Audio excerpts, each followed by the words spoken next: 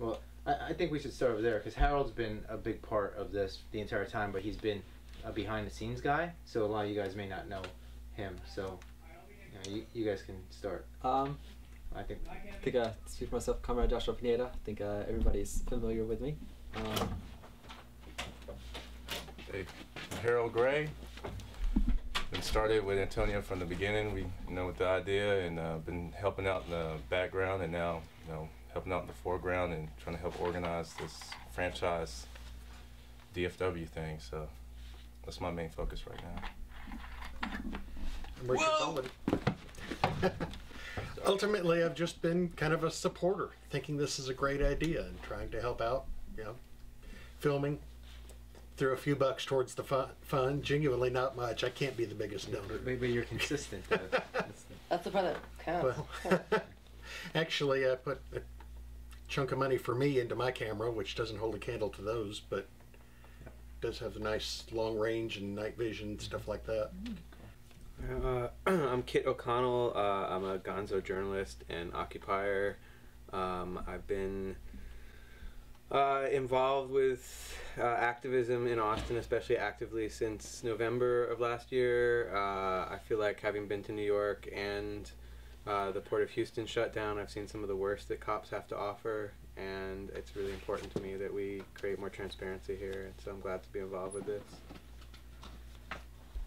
My name's John Bush. Been a liberty activist here in Austin for, I guess, the past 10 years, and been pushing for police accountability for half of that time. And whenever Antonio got arrested, and the subsequent support through positive media and the subsequent community support, and just everything that was going on with that, saw it as a great opportunity to use the momentum behind his arrest to push the broader police reform and push to create a free and just society here in Central Texas. So I've just been happy. I mean, it sucks that you were arrested, but we're all here we likely wouldn't be here in this particular setting, and we wouldn't have this momentum and the moral high ground like we do because Antonio was arrested. So I've just been doing everything I can to fight for justice for Antonio, and then the broader push to abolish the police department here locally. Yeah. And so I'm Antonio, obviously, and I was focused on a lot of federal type political stuff primarily, and as I was making my natural progression in my political philosophy, I was probably moving away from the federal anyways, but then the whole New Year's Day thing really threw that forward. And at the time, I believe John and Kaya were the only two I knew in this whole group. We didn't meet before that, did we? No. Yeah. And so I knew them, and I met Kaya a couple times, had a couple conversations. Thought I was a cop. I thought she was a cop. So, and then I thought I didn't think you were a cop. I just thought you were trying to destroy the movement. Okay. And then John, I mean, I knew that he was active and stuff, but I thought that he was.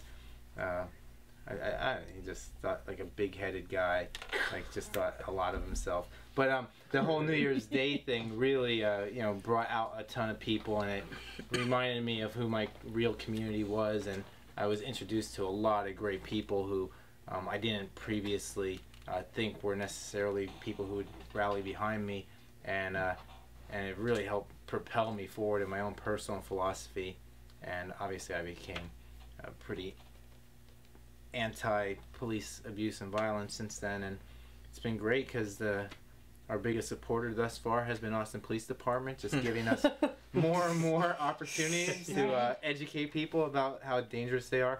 But I think it's awesome. The Peaceful Streets Project, from when Harold and I were having just basic random little conversations about how we could try to put pressure on the APD, and now it's coming to this where within the next 30 to 45 days we're going to have 5 chapters, and we're going to be growing across the nation, and we're going to do kick-ass stuff here.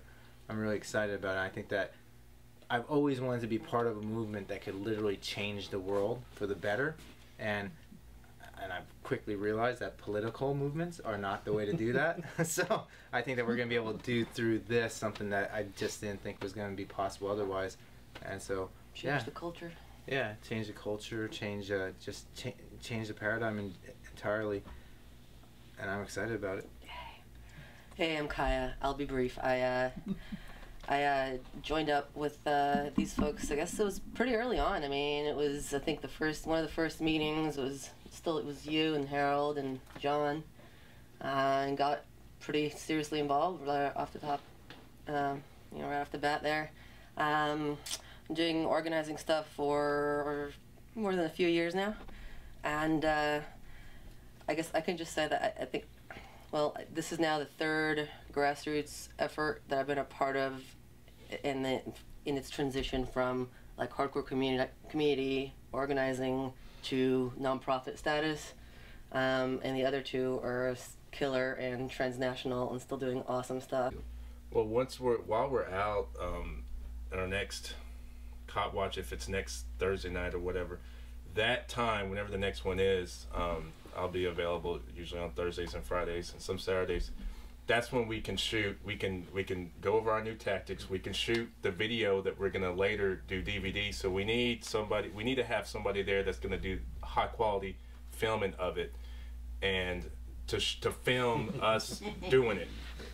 The people in the PSP shirts who get right up close to a scene, 30 feet, 20 feet, 15 feet downtown, that might be a sexier type of filming situation than filming in the back. But the people who are filming in the back undercover, covertly, surreptitiously, are the ones who are going to actually break shit open.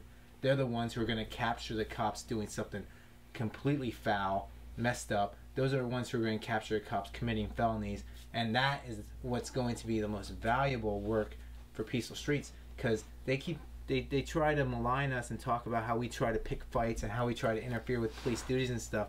But the moment that we capture on video clear, blatant felony activity by the cops that exonerates an innocent person, game over. We have proven our worth as an organization right then and there. And the people who are filming from a distance are going to be the people who do that. So we need to make sure that, get people excited about that, because it's a lower probability that they're going to capture really good stuff, but when they capture it, it's going to be huge.